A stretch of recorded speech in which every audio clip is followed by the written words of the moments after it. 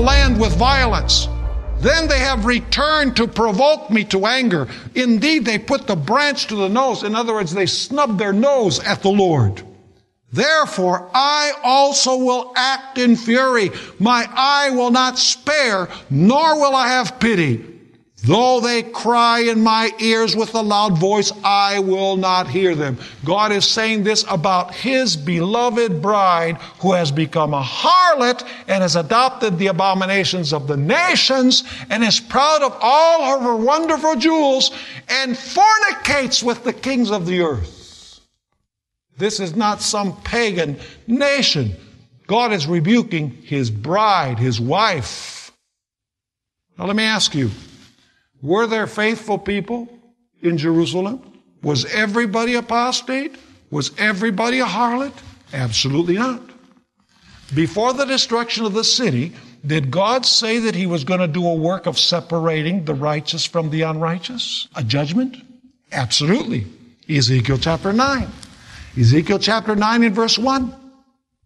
Then He called out in my hearing with a loud voice, saying, let those who have charge over the city draw near, each with a deadly weapon in his hand. In other words, these messengers are coming to execute God's judgment.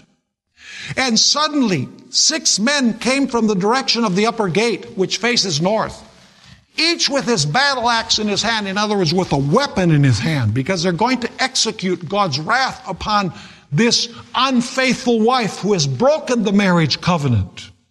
One man among them was clothed with linen and had a writer's inkhorn at his side. In other words, he had a seal. They went in and stood beside the bronze altar.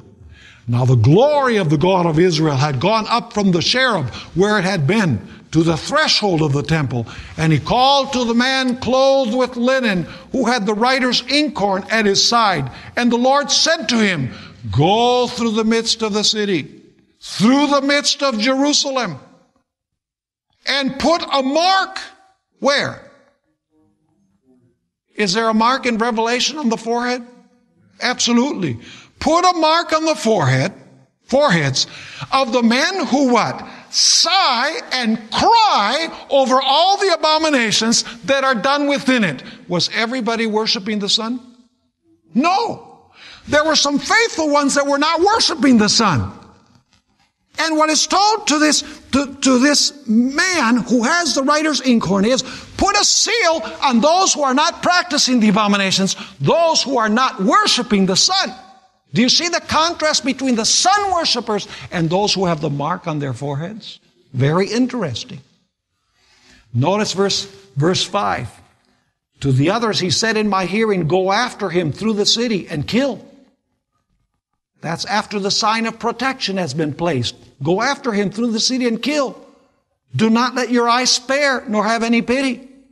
Utterly slay old and young men, maidens and little children, and women, but do not come near anyone on whom is the mark. And begin at my sanctuary. That is where the ministers were. So they began with the elders who were before the temple. The punishment began with the religious leaders because they led God's people into idolatry and into these practices. And this was fulfilled. This punishment was fulfilled when Nebuchadnezzar came and destroyed the city of Jerusalem and took the people captive. Let's read about it in 2 Chronicles chapter 36 and verses 15 through 18.